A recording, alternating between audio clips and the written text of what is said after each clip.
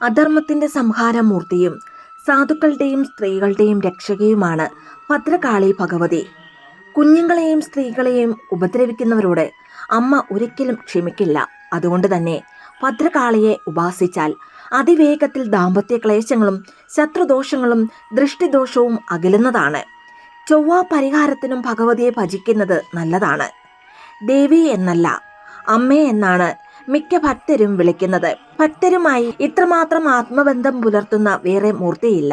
അതിനാൽ എന്തെങ്കിലും നിവൃത്തിയുണ്ടെങ്കിൽ ഭദ്രകാളി ക്ഷേത്ര ദർശനവും വഴിപാടുകളും പ്രാർത്ഥനയും മുടക്കരുത്.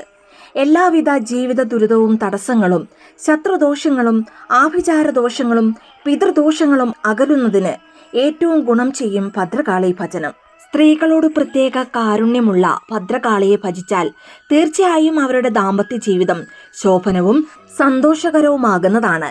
ഇത്തരത്തിൽ നല്ല കുടുംബജീവിതം ലഭിക്കുവാനും ദാമ്പത്യ ക്ലേശങ്ങൾ പരിഹരിക്കുവാനും അമ്മയുടെ ദ്വാദശ മന്ത്രജപം ഉത്തമമാണ്.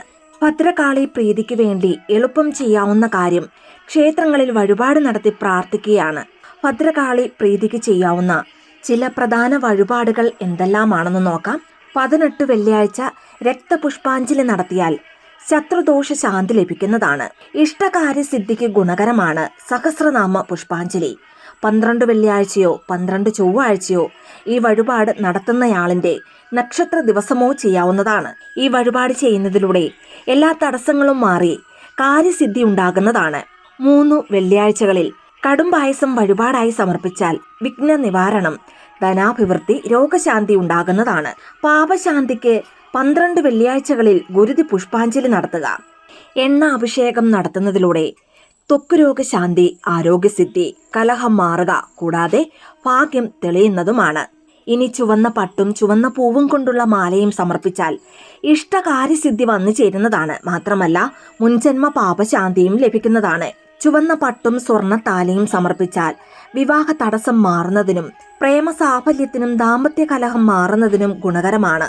കാളി കാളി മഹാകാളി ഭദ്രകാളി നമോസ്തുതേ, കുലം ച കുലധർമ്മം ച മാം ച പാലയ പാലയ. ഈ മന്ത്രം കഴിയുന്നത്ര തവണ ചൊല്ലി ദേവിയെ പ്രാർത്ഥിക്കാവുന്നതാണ്. ഇതുകൂടാതെ ഓം ഐം ക്ലീം സൗം ഹ്രീം ഭദ്രകാളേ നമഃ എന്ന മന്ത്രവും ചൊല്ലാവുന്നതാണ്.